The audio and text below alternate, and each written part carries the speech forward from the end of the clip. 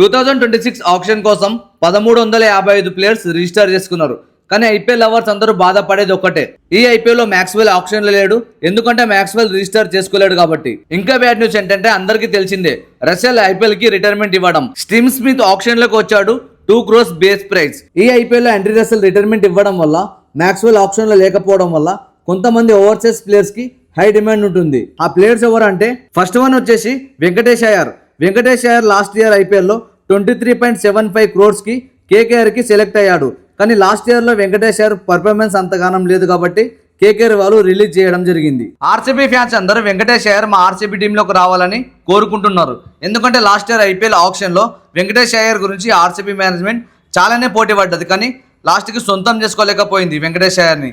అందుకని RCB fans అందరూ మళ్ళీ కోరుకుంటున్నారు వెంకటేష్ అయ్యర్ మా ఆర్సీబీ టీంలోకి రావాలని. కానీ అది జరగదు, ఎందుకంటే ఆర్సీబీ దగ్గర అంత మనీ లేదు కాబట్టి. అయినా కూడా ఏం పర్లేదు, వెంకటేష్ అయ్యర్ రాకపోయినా పర్లేదు. ఆల్రెడీ ఇప్పుడు ఆర్సీబీ కరెక్ట్గా సెట్ అయింది, టీం మొత్తం హైలైట్గా ఉంది, కరెక్ట్గా సెట్ అయింది, చాలా అంటే చాలా స్ట్రాంగ్ ఉంది. అందుకని మీరు అసలు టెన్షన్ తీసుకోకండి ఆర్సీబీ ఫ్యాన్స్. ఆర్సీబీ మళ్ళీ ఈ సెల కప్ నమ్ది అన్నట్టు స్ట్రాంగ్గా ఉంది. ఆల్రెడీ మొత్తం ఆల్మోస్ట్ టీమ్ సెట్ అయిపోయింది, మీరు టెన్షన్ తీసుకోవాల్సిన అవసరం లేదు. ప్రతి ఒక్క ఆర్సీబీ ఫ్యాన్స్ గురించి నాకు తెలిసిందే, ఆర్సీబీ కప్పు కొట్టాలని మళ్ళీ కోరుకుంటారు. ఎంతమంది అయితే కోరుకుంటున్నారు ఒక్కసారి ఇసాల కప్ నమ్దని కామెంట్ చేయండి. సెకండ్ వన్ వచ్చేసి లివింగ్స్టోన్.